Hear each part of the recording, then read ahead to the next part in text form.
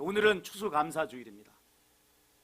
한 해 농사를 마무리 짓고 풍성한 수확을 주신 하나님께 감사를 드리는 절기입니다.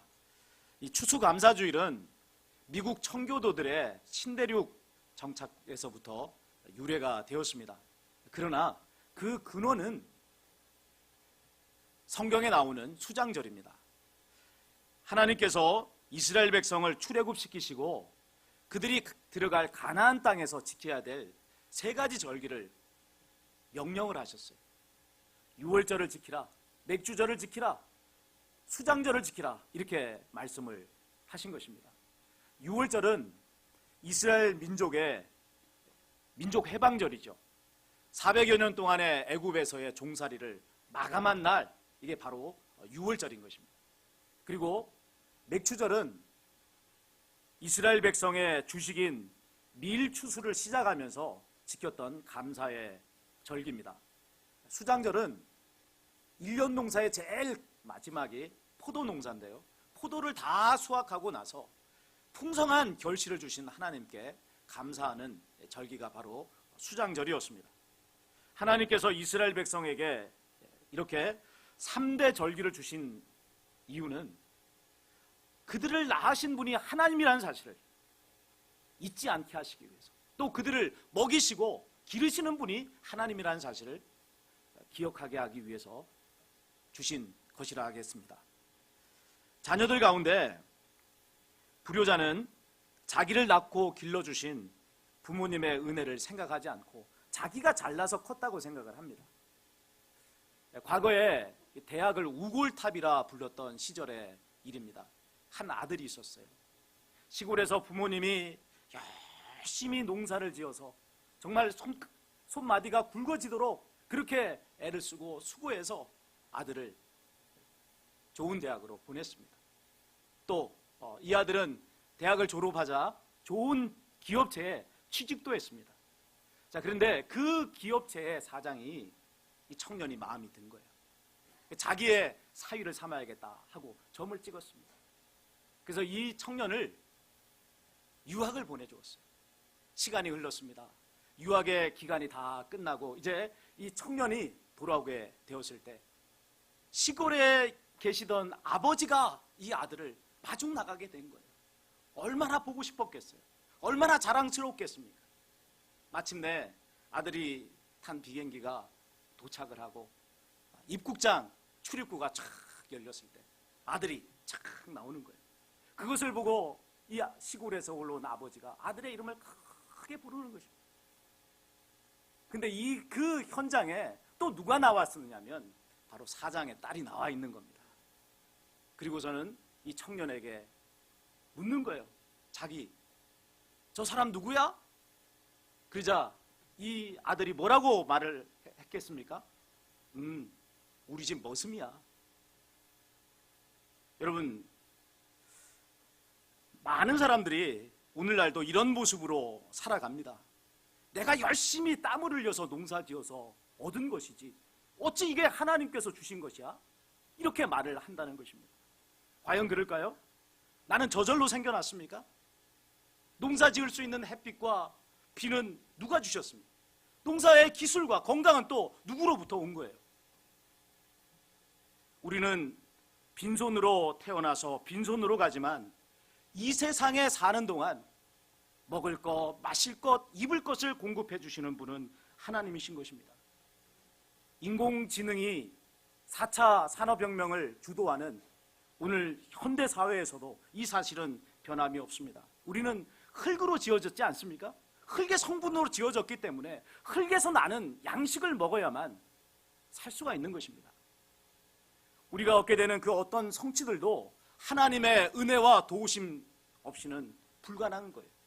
하나님께서 도와주시기에, 하나님께서 은혜를 주시기에, 하나님께서 이끌어 주시기에 우리가 얻은 것들을 누릴 수가 있게 되는 것입니다. 그런 점에서 추수감사주일은 예나 지금이나 우리의 먹을 것, 마실 것, 입을 것을 공급해 주시는 분은 하나님이십니다 라고 하는 고백을 하는 절기인 것입니다. 그런데 본문에 나오는 3대 절기와 관련한 말씀 중에서 주목해야 될 것이 있습니다. 17절의 말씀이에요. 같이 한번 소리내서 읽겠습니다. 17절입니다. 내 모든 남자는 매년 3번씩 주 여호와께 보일지니라. 하나님께서 이스라엘 백성에게 3대 절기를 말씀하시고 나서 주신 말씀입니다. 이스라엘의 모든 남자는 1년 3차에 걸쳐서 여호와 하나님 앞에 보여야 한다라고 말씀을 하신 것입니다. 자, 여기 하나님 앞에 보이라라고 하는 이 말씀은 그저 하나님 앞에 왔다가 가라 하는 그런 의미가 아닙니다. 예물을 가지고 하나님 앞에 감사의 예배를 드려라, 그런 뜻입니다. 이것은 단순한 권고사항이나 선택사항이 아닙니다.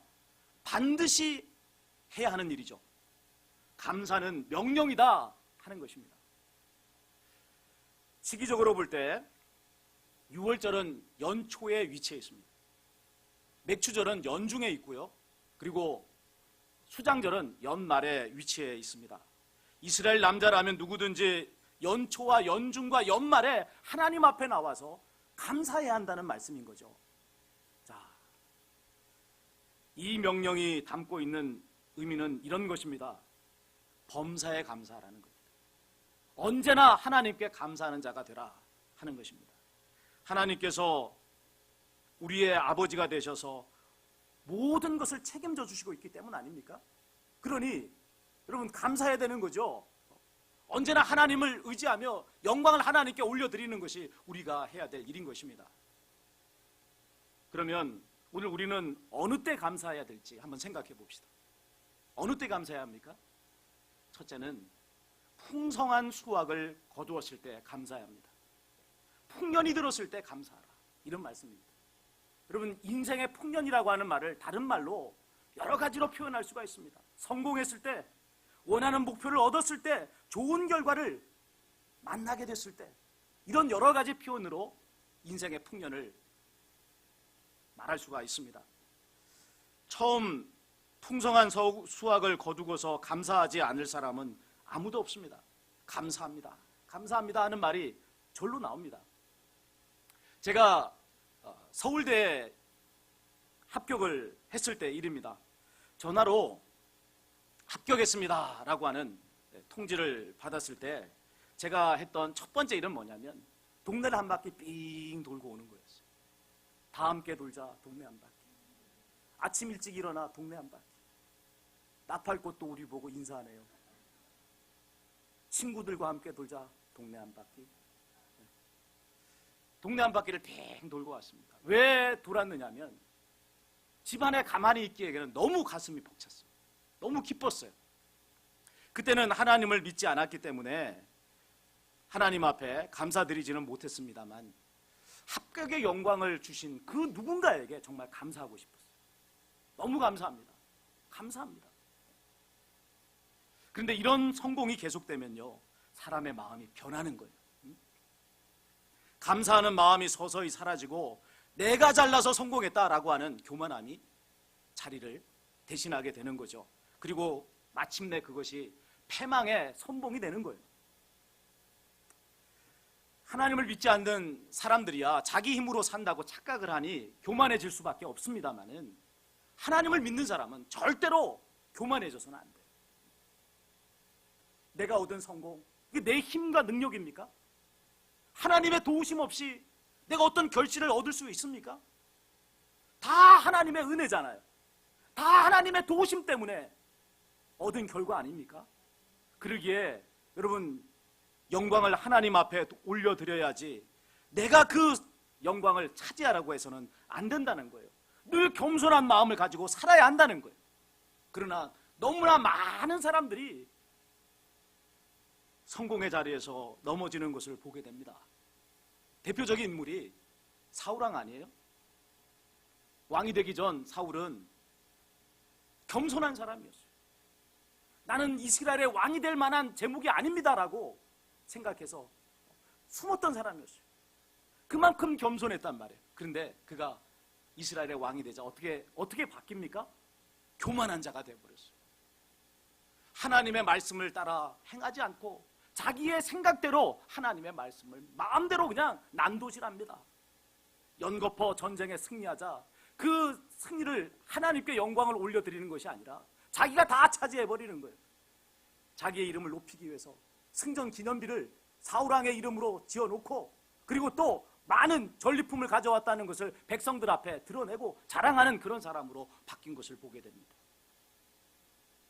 그 결과 그는 하나님께 버림을 받게 되더라는 것입니다. 여러분, 교회에서도 이런 일들이 빈번하게 일어납니다. 집사 때까지는 정말 충성스러워서, 그래서 장로로 세워놨더니만 어떻게 돼요? 장로가 되니까 어떻게 돼요? 사람이 변하는 거예요.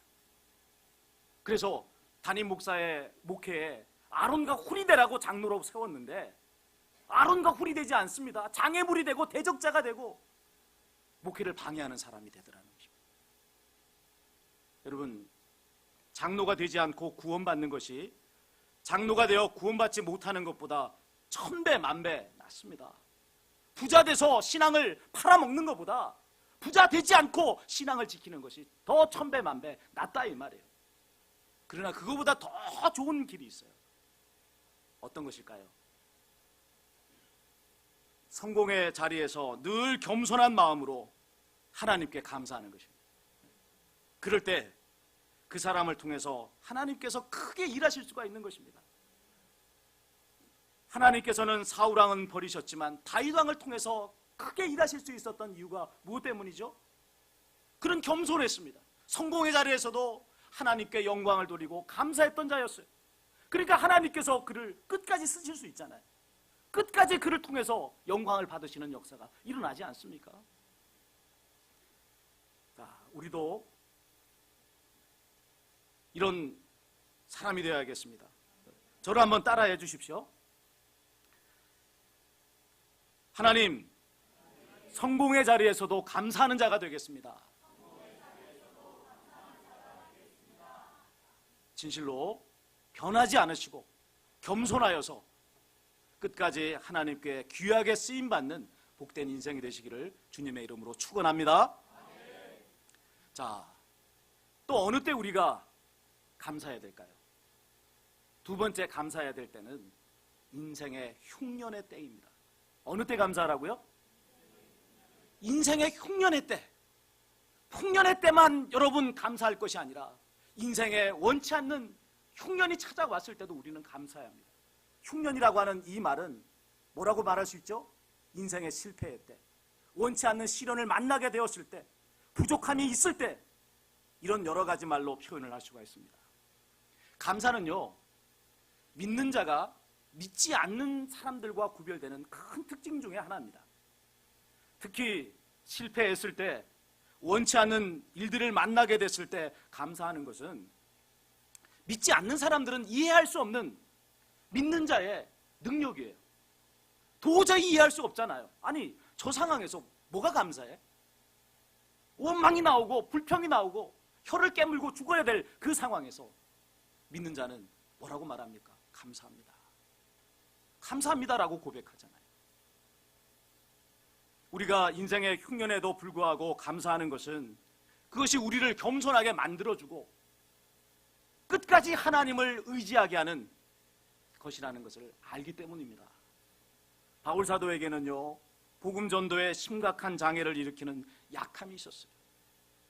간질이다 또는 심한 눈병이다 이런 이야기를 합니다. 그는 그 약함을 제거해달라고 하나님 앞에 3번 간절하게 기도했습니다. 내게 있는 이 약함이 제거만 된다면 더 온전하게 하나님의 일을 할 수 있겠다라고 생각을 한 것이죠. 그는 가는 곳에서 가는 곳곳마다 복음을 전파할 때 이 자신에 있는 육체의 이 가시 때문에 고통스러워했습니다. 사람들이 손가락질하면서 말했습니다. 내나 잘 믿어. 너나 잘 믿고 너의 병을 고쳐. 그렇게 말을 했단 말이에요. 그러기에 그는 하나님, 제게 있는 이 육체의 가시, 이 연약함을 제거해 주십시오. 그러면 더 온전하게 하나님의 일을 멋지게 해드릴 수 있겠습니다. 그러나 하나님께서는 전혀 기대하지 않았던 응답을 주셨습니다. 그것은 약함이 그에게 있는 것이 낫다는 거예요. 그것 때문에 교만해지지 않고 온전해진다는 것입니다. 그 응답을 받고서 바울은 비로소 깨달은 것입니다. 내가 하나님의 일을 하는 것이 아니구나. 하나님께서 나를 통해서 일하신다는 것을 깨달은 거예요. 여러분, 만일에 이 바울이 육체의 이 약함이 없었다고 한다면 어땠을까요? 어땠을 것 같습니까? 하나님, 제가 하나님의 일 다 해드릴게요. 제가 이런 사람입니다 라고 말하지 않았겠습니까? 그러나 그는 약함이 있었기에 내가 하는 것이 아니라는 것을 늘 깨달은 거예요. 하나님께서 나와 함께 하시기에 일이 이루어지는구나. 나를 하나님께서 이렇게 붙들어 주시는구나. 천국 가는 그날까지 나를 겸손하게 만드셔서 하나님의 일을 하는 존귀한 자로 만들어 주시는구나. 그것 때문에 바울은요, 자신의 약함을 자랑했고 감사했습니다. 그럼 혹 오해가 있을까 싶어서 부언하여 말씀을 드립니다. 내게 부족함이 있고 약함이 있을 때 기도하지 말라는 것이 아니에요. 이왕이면 장애를 가진 것보다는 건강한 모습으로 하나님의 일을 하는 게 얼마나 좋아요. 이왕이면 가난한 것보다 부자가 돼서 하나님의 일을 하면 더 좋은 거 아니겠어요?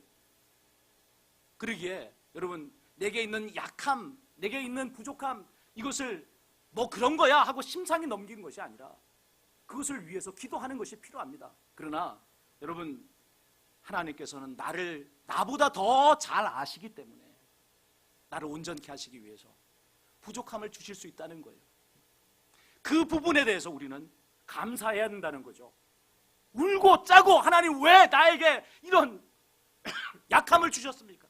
왜 내게 이런 부족함을 해결해 주시지 않습니까? 이렇게 하지 말라는 거예요.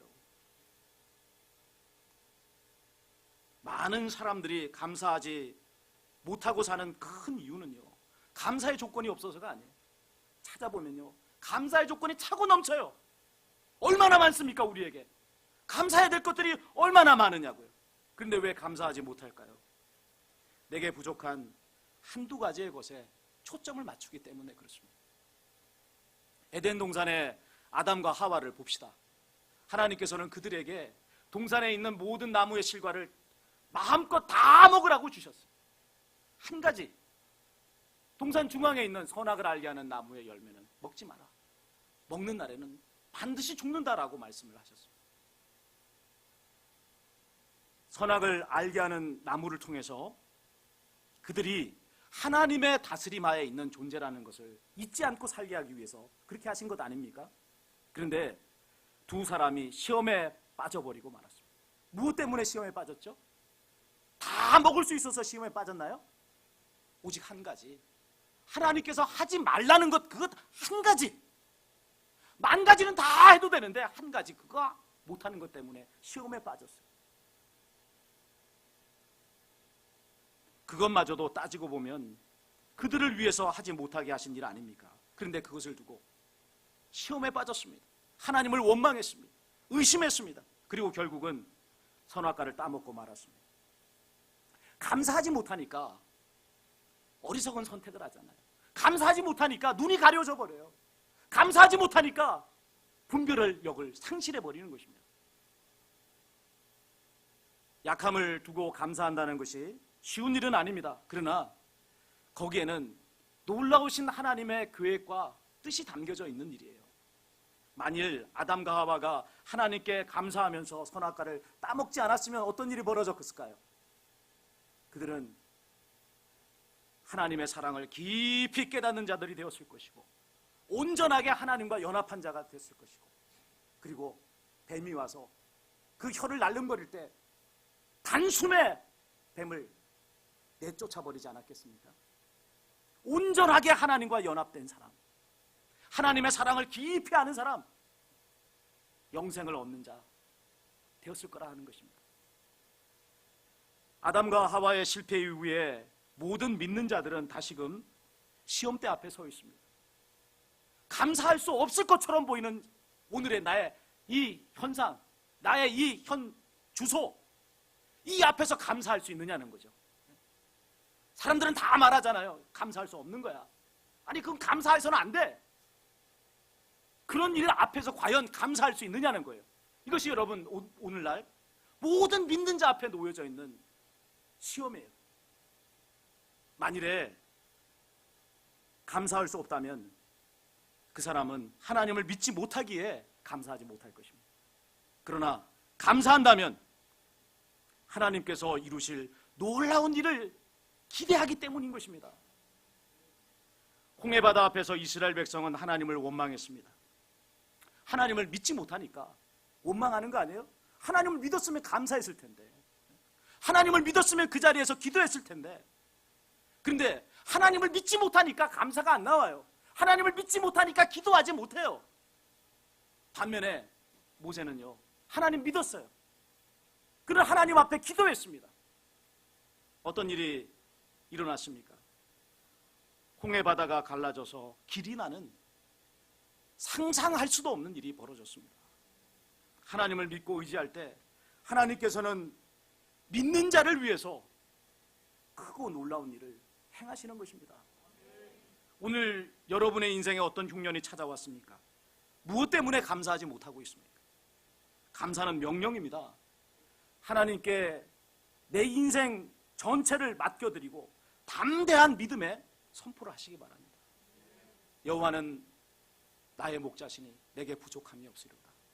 그가 나를 푸른 초장에 누이시며 쉴만한 물가로 인도하시는도다. 내 영혼을 소생시키시고 자기 이름을 위하여 의의 길로 인도하시는도다. 내가 사망의 음침한 골짜기로 다닐지라도 해를 두려워하지 않을 것은 주의 지팡이와 막대기가 나를 안위하시나이다. 지금 내가 가는 길이 사망의 음침한 골짜기처럼 보여, 죽음의 길처럼 보여, 답이 없는 것처럼 보여요. 그러나 여러분, 그 길에서도 하나님께서는 나를 지키신단 말이에요. 그리고 그 길을 통과한 후에 우리에게 무엇을 주신다는 이야기죠? 푸른 초장, 쉴만한 물가로 우리를 인도하고 계시는 것입니다. 오늘 여러분의 우리의 인생에 흉년이 있을지라도 이 하나님을 믿으심으로 언제나 감사를 올려드리는 저와 여러분 되시기를 주님의 이름으로 축원을 드립니다. 또 어느 때 우리는 감사해야 합니까? 범사에 감사해야 합니다. 한번 따라해 주십시오. 범사에 감사하자. 어느 때 감사하라고요? 범사에 감사하라는 것입니다. 범사라고 하는 이 말은요, 모든 일에 감사하라는 것입니다. 기쁜 일, 슬픈 일, 즐거운 일, 고통스러운 일, 우리가 살아가는 인생에요, 얼마나 많은 일들이 있습니까? 정말 파란만장한 것이 우리의 인생 아닙니까? 이 파란만장한 인생의 길에 여러분 만나는 모든 일에 감사하라고 하나님은 말씀합니다. 하나님께서 내 인생의 주관자가 되시고 인도자가 되시기 때문에 그렇습니다. 감사할 때 일어나는 최초의 현상은요, 하나님께서 그 일에 주관자가 되신다는 거예요. 감사하기 전에는요, 그 일의 주관자는 누구였어요? 내가 그 일의 주관자였어요. 그러다 보니까 그 일 앞에 때로는 교만 방자하기도 했고, 때로는 그 일 앞에 절망하기도 한 것이 우리의 모습이었습니다. 그러나 감사하는 순간 그 일의 주관자가 바뀌어져 버리는 것입니다. 인생의 핸들이 내게서 전능하신 하나님의 손으로 옮겨지게 되는 것입니다. 그리고 내가 갈 수 없는 지경까지 가게 되는 역사가 일어나는 거예요. 제가 30여 년의 신앙생활을 통해서 깨달은 두 가지의 진리가 있는데요, 첫째는요, 예수님에게 붙어 있으라는 거예요. 또 하나는 감사라는 것입니다. 생각하지도 못했던 시련도 있었고 역경도 있었지만 그 모든 것을 극복하고 승리할 수 있었던 것은 저의 능력 때문이 아닙니다. 만일에 제 능력으로 제 인생의 세파를 헤쳐나왔다면 저는 여기에 서 있을 사람이 아니에요. 벌써 죽어서 땅에서 썩었을 사람이에요. 근데 오늘 이렇게 살아있는 이유, 오늘 이 건강한 모습을 가질 수 있는 이유, 그 이유는 주님에게 붙어 있었기 때문입니다. 떨어지지 않았어요. 끝까지 붙어 있었습니다. 왜 떨어지지 않았을까요? 예수님 아니고는 저를 살리실 분이 없었기 때문에 그렇습니다. 다른 살 길이 없었어요, 예수님 말고는. 그래서 예수님에게 그냥 딱 붙어서, 껌딱지처럼 붙어서 절대로 떨어지지 않겠습니다. 제가요, 예수님 믿기 전에는 이게 끈기가 별로 없었던 사람이었어요. 그래서 뭐 무슨 일을 하든지 벼락치기 형식으로 다 했어요. 근데 예수님 믿고 나서 달라진 점 하나는 뭐냐면 좀 끈질겨졌다는 거예요. 끈질겨졌어요. 왜 끈질겨졌을까요? 답이 없으니까. 여러분, 사람이요, 어느 때 질겨지냐면 답이 없으면 질겨져요. 아니, 예수님 말고는 살 길이 없으면 어떻게 해야 돼요? 붙어있는 수밖에 없지 않습니까? 그 예수님에게 붙어 있었더니만 예수님이 나를 살려주셨어요. 그렇게 예수님에게 붙어 있을 수 있었던 비결은요, 감사했기 때문입니다. 지금은 연약하지만, 지금은 답이 없지만, 지금은 캄캄하지만 마침내 제 인생에 빛을 비춰주실 줄로 믿습니다. 마침내 이 일이 간증의 재료가 되게 하실 줄로 믿습니다. 마침내는 저를 통해서 하나님께서 영광 받으실 줄로 믿습니다. 그것을 두고 감사하고 감사하면서 주님께 붙어 있었어요. 그랬더니만 예수님께서 제 인생의 핸들을 대신 잡아주시고 제가 갈 수 없는 인생의 길로 저를 이끌어 주셨습니다. 하나님께서 저를 목회자로 세우신 이유가 여기 있다고 생각합니다. 제가 체험하고 깨달은 바를 많은 분들에게 전하라는 것이죠. 너 같은 사람도 하나님께서 살려주셨으니까, 그러니까 다른 사람들도 얼마든지 살릴 수 있다는 사실을 전하는 자가 되라. 이것이 주님께서 저를 목회자로 세우신 이유라고 생각합니다. 범사에 감사하라 하는 이 말씀을 드릴 때 무엇보다도 작은 일에 감사하는 자가 되라는 말씀을 드립니다. 작은 것들에 감사할 때요, 내가 얼마나 많은 복을 받은 사람인지를 알게 됩니다. 제가 지난 주간에 이 안검하수 수술을 받았어요. 쉽게 말하면 눈꺼풀 수술을 받았어요. 이게 이제 제가 쌍꺼풀이 워낙 커서 이게 이제 나이가 드니까 이게 처져요. 처져가지고는 자꾸 눈썹이 눈을 자꾸 찌릅니다. 찔러서 그래서 이 수술을 받았습니다. 근데 평소에는 눈이 뭐 그렇게 중요하다고 하는 사실은 알았지만 그렇게 절실하게 깨닫지는 못했어요.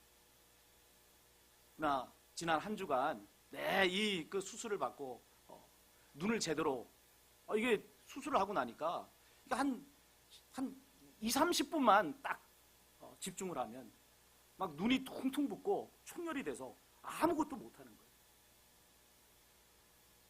그리고 그것을 보면서 정말 인체의 그 기관 중에서 제일 열리라는 그 기관이 바로 눈이구나, 이런 걸 정말 많이 느꼈습니다. 눈의 중요성을 새삼스럽게 깨달은 시간이었어요. 무슨 이야기냐면, 여러분, 작은 일들에 감사라는 이야기는 우리가 너무나도 많이 누리고 있는 감사의 조건들이 있는데 그것들을 잊고 산다는 거예요. 그 작은 것들에 감사하는 사람이 될 때 비로소 내가 얼마나 큰 복을 받은 사람인지를 알게 되는 것입니다. 그리고 비로소 그때 내게 주신 하나님의 크고 놀라운 복도 발견하게 되는 것이고, 내가 어떻게 살아야 될 것인가 하는 우리를 향하신 하나님의 크고 놀라운 계획도 깨닫는 사람이 되는 거예요. 감사할 때 여러분 인생이 열려요. 감사할 때 우리의 앞날이 보이는 역사가 일어나게 되는 것입니다. 많은 사람들이 인생의 들판에서 내 입 크로바를 따기 위해서 시간을 허비하고 애를 씁니다. 행운을 찾는 것입니다. 큰 감사의 조건을 찾습니다. 그러나 우리가 놓치고 있는 것들이 있습니다. 지천에 깔린 새잎 클로바들입니다. 새잎 클로바의 꽃말이 뭐죠? 행복입니다. 행복. 사람들은 큰 행운을 찾기 위해서 행복을 잊어버리고 사는 거예요. 나는 행운을 찾지 못했기 때문에, 큰 감사의 조건을 찾지 못했기 때문에 행복하지 않아, 감사할 수 없어 라고 착각하며 살아가는 것입니다. 그러나 여러분, 우리의 삶의 지천에 너무나도 많은 행복들이 있는 거예요. 너무나도 많은 감사의 조건들이 있는 것입니다. 이것들을 바르게 깨닫게 될 때, 그때 여러분, 비로소 우리는 얼마나 행복한 사람이고 감사가 넘치는 사람인가를 알게 되는 것입니다. 성경은 우리에게 이렇게 말씀합니다. 자기 아들을 아끼지 아니하시고 우리 모든 사람을 위하여 내어주시니가 어찌 그 아들과 함께 모든 것을 우리에게 주시지 않겠느냐. 진실로 그렇습니다. 하나님께서는 우리에게 당신 전부를 주셨습니다. 그런데 그것이 너무나 커서 우리는 깨닫지 못하는 거예요. 우리를 향하신 하나님의 선물이 너무나 크고 그 사랑이 너무나 놀라워서 우리는 감히 알지를 못하는 것입니다. 그러기에 하나님께서 우리에게 명령하시는 거예요. 감사하라. 감사하라라고 명령을 하신 것입니다. 풍성한 수확을 거두었을 때 감사하는 저와 여러분이 되시기 바랍니다. 인생의 흉년에 감사하는 저와 여러분이 되시기를 바랍니다. 범사에 감사하시기를 바랍니다. 무엇보다도 작은 일에 감사하는 저와 여러분이 되시기를 바랍니다. 그럼에도 불구하고 여전히 감사가 나오지 않는다면 오늘 감사는 명령이다는 이 말씀 앞에 나를 처복종시켜 감사하시기를 바랍니다.